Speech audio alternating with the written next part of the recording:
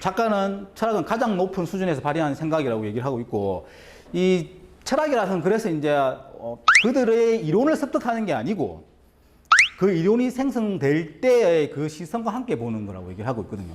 그래서 예를 든 게 이제 탈레스입니다.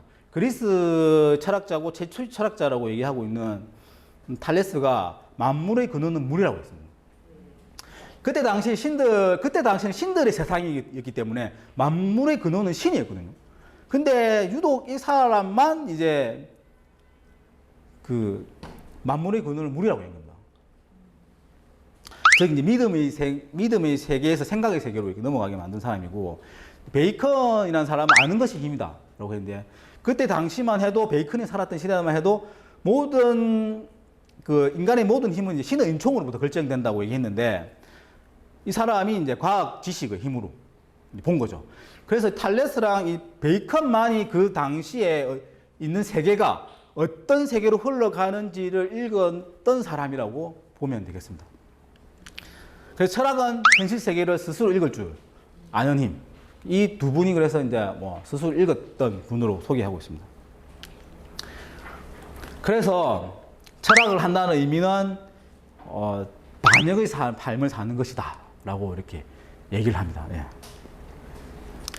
그러면 선도력을 가졌으면 이제는 독립을 해야 됩니다. 독립을 할 때는 이제 어떻게 고독한 인간의 독립을 해야 된다고 이렇게 역설하고, 이제 세계 주도권이 이제 신에서 인간으로 넘어오고 믿음이 신에서 생각의 시대로 넘어오는 게 얼마나 힘들었겠습니까? 이게 이라는 글자가 지금 왼쪽에 보면은 왕자가 있지만 실제로 이게 옥자랍니다. 이게 글자 뜻이 옥에다가 무늬를 그린다는 그런 뜻이랍니다. 그래서 옥에 무늬를 그려야 되니까 얼마나 힘들겠습니까? 그러니까 그런 철학적 사유를 발휘를 해야 된다. 옥에다가 무늬를 그릴 그만큼. 예, 그런 식으로 얘기를 합니다. 여기서도 또 다시 이제 이게 탈레스라는 인물이 나오는데, 탈레스가 이제 그때 당시 사람들은 이제 신이 나일강을 범람을 조정한다고 생각을 했답니다. 근데 탈레스만이 이제 나일강은 바람 때문이다 라고 얘기를 했고, 그래서 인간 스스로 생각하고 관찰하는 능력으로 세계를 해석을 해야 된다.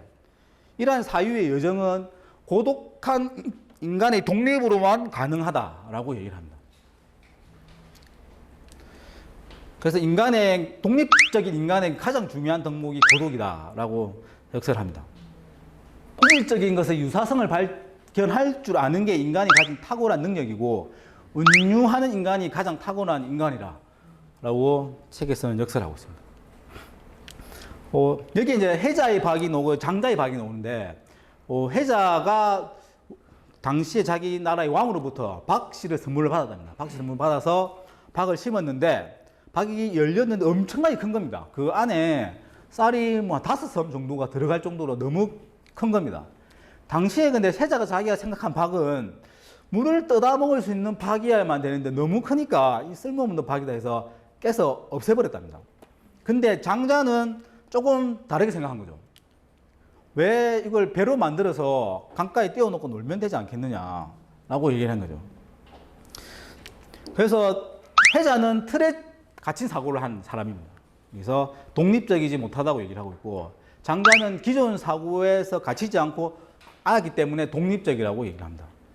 즉 독립적인 인간만이 이질적인 것을 서로 연결할 수 있다라고 책에서 얘기합니다.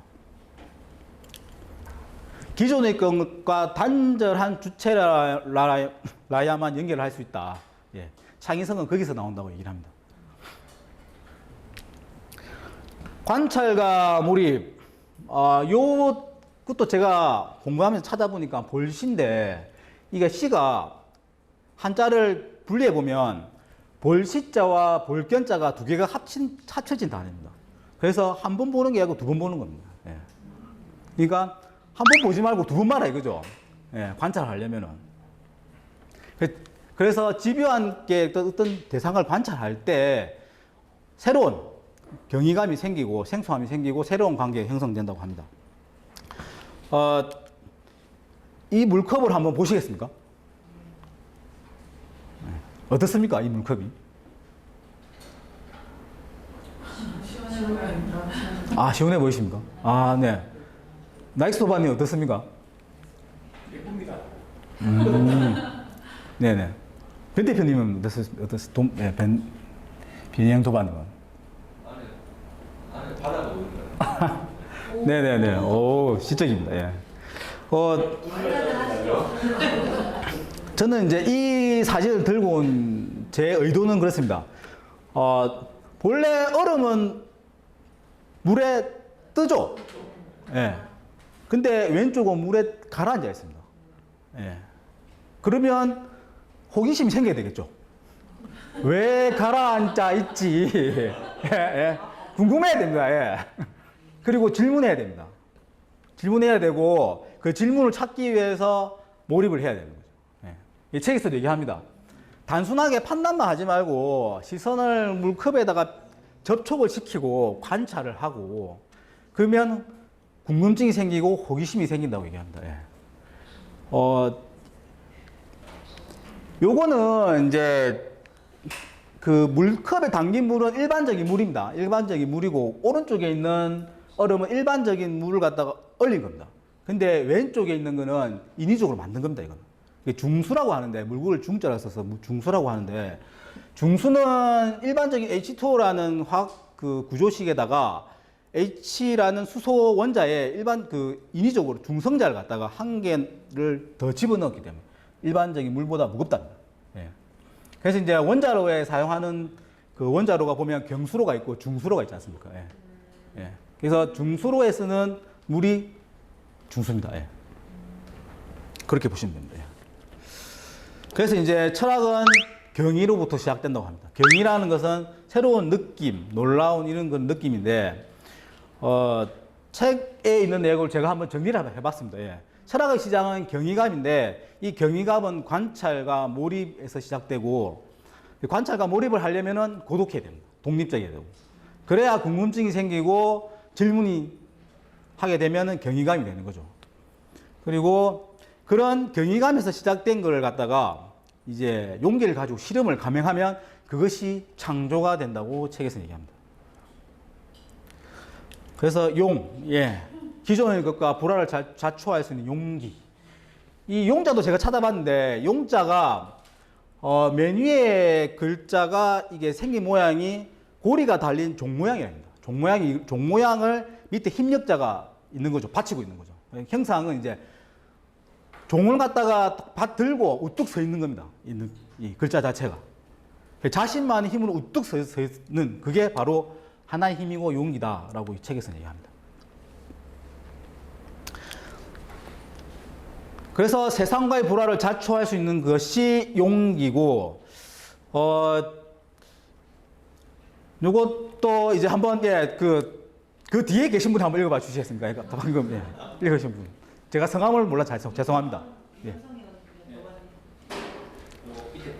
네네, 용기의 반대는 그 읽으시면 됩니다. 예. 용기의 반대는 비겁함이 아니라 순응이다.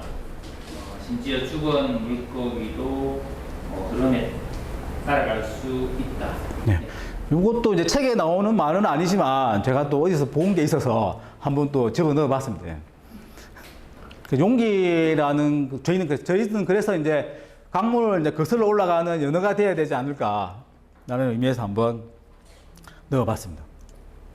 이제 독립을 했기 때문에 이제 진인 참된 나가 되어야 된다고 이제 책에서 마지막으로 얘기합니다.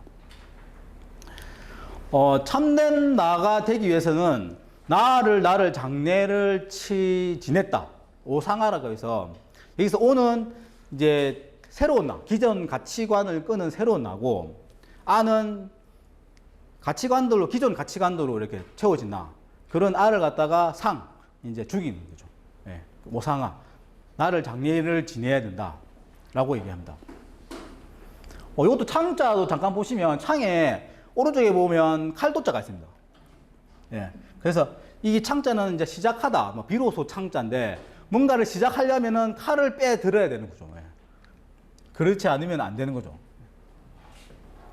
그래서 자기를 죽여야 됩니다. 기존 가치관을 가지고 있는 자기를 이제 죽여야 되는 거죠. 그 얘기를 이제 책에서도 좀 얘기하고 있는 게 이제 뭐 미셸 푸코의 종속적 주체랑 능동적 주체에 대해서 얘기합니다. 그래서 미셸 푸코는 질문을 합니다. 자기 근대적인 인간은 어떻게 만들어질까라는 질문을 합니다.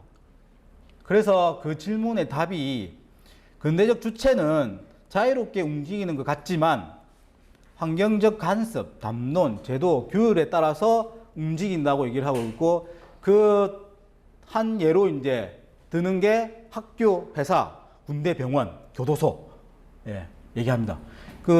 저희 다음에 시선은 권력이다라는 그 책에서도 이 내용에 대해서 잠깐 나오고 있는데 그래서 이제 저희는 미셸 푸코는 종속적 주체에 대해서 얘기를 합니다.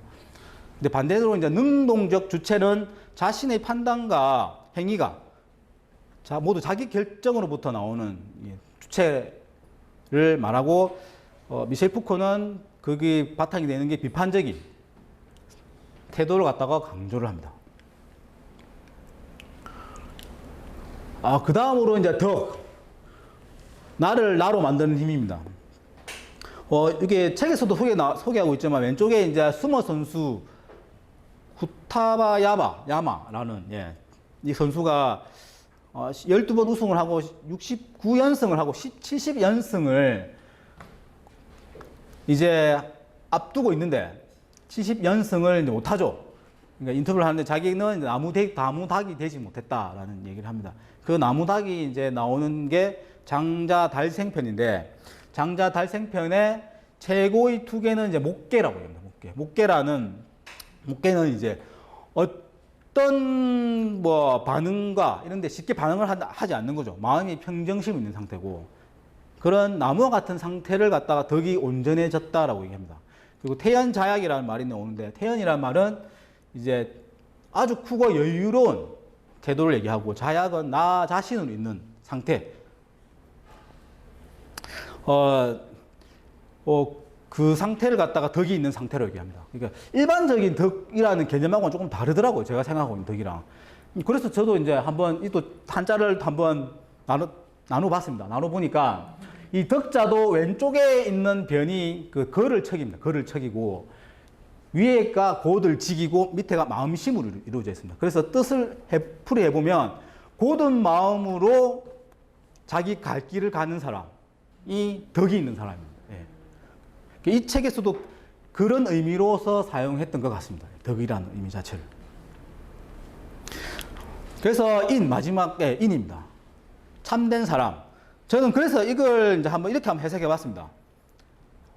칼로 기존 가치관을 가진 자기를 죽이고 새로운 가치관을 지닌 독립적인 주체로 고든 마음으로 길을 걷는 사람이 참된 사람이다. 라고 저는 제 나름대로 한번 해석을 한번 해봤습니다.